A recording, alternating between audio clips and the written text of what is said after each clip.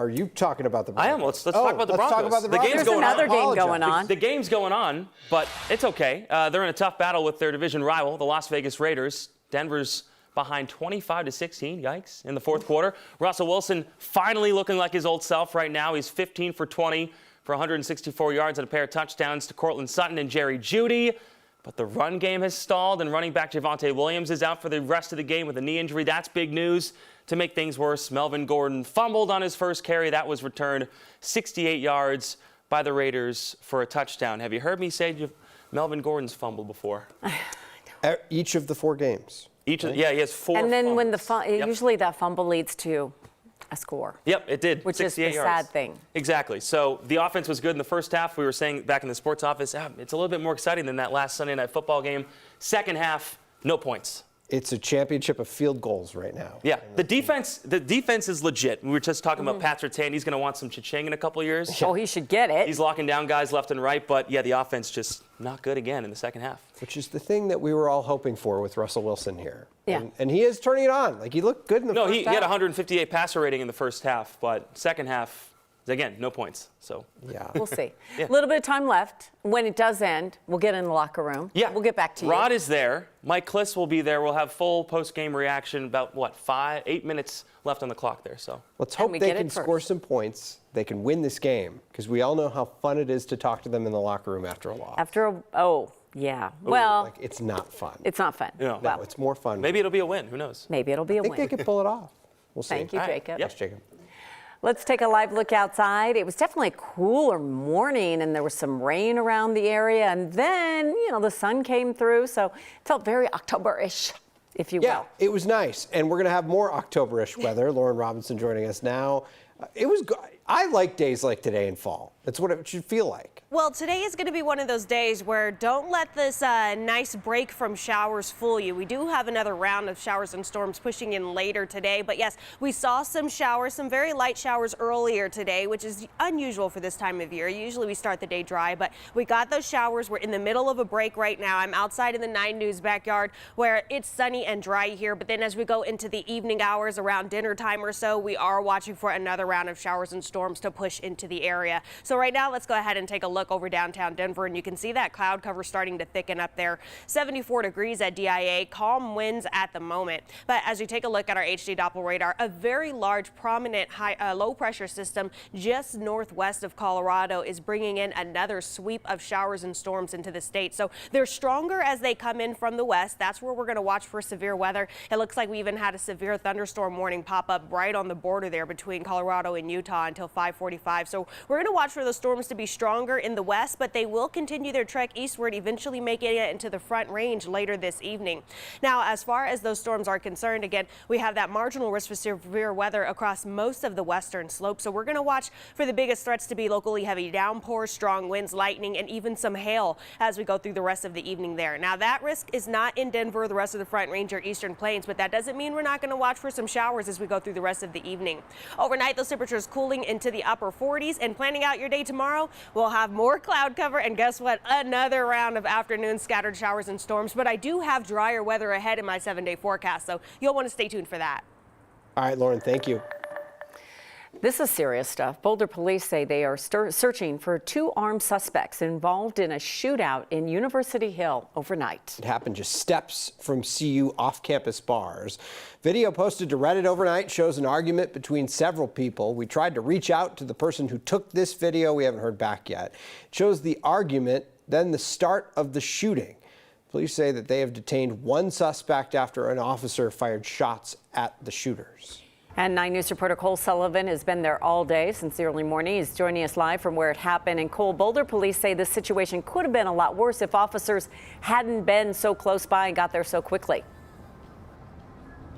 And Kim, they say that Boulder police say it's lucky that there weren't more students around this area at that time of morning as well. It's a busy area right now. It was busy at 1:30 this morning when this shooting happened, police say. There are restaurants and bars in this area, places that students congregate on Saturday nights into Sunday morning. We're going to show you that video again. In the warning, you're going to be able to hear the gunfire from that shootout. It shows that this shooting stretched the entire block. Instead of solo cups, shell casings litter the sidewalk of University Hill.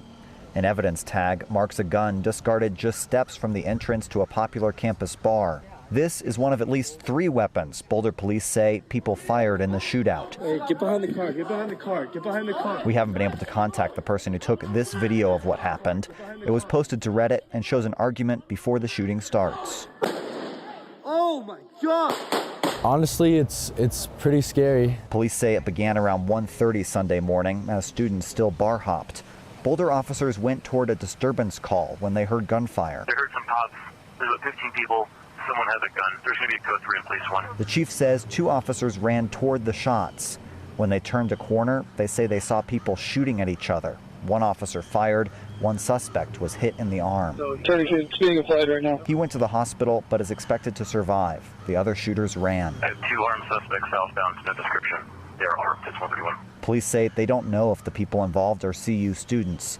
They'll review body and surveillance camera video to see if they can identify the suspects. It's definitely scary. I had good timing, which I'm grateful for.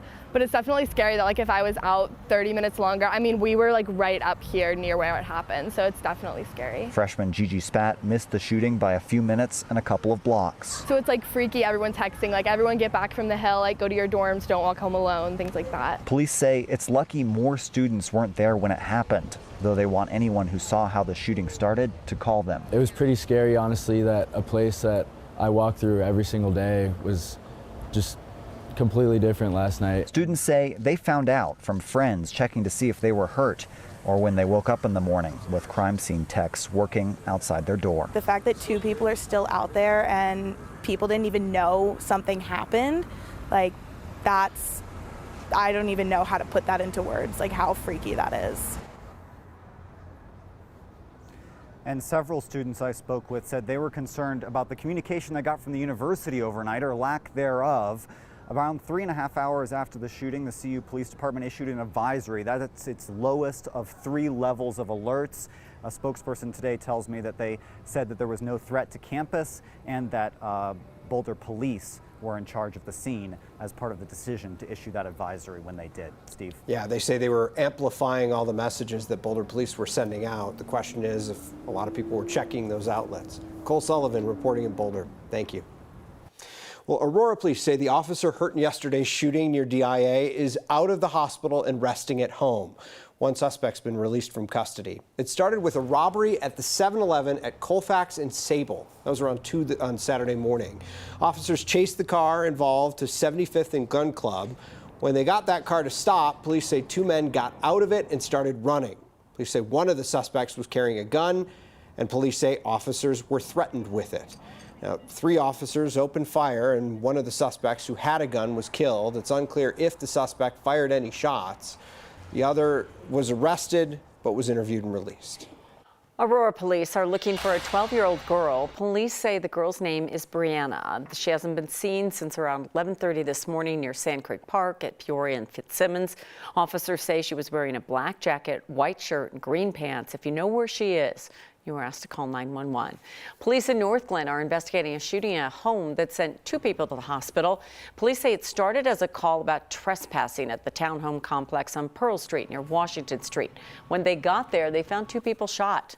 Police couldn't tell us how badly those people are hurt. They say there's no threat to the community right now. We'll update you as we learn more tonight on 9 News at 9 and 10.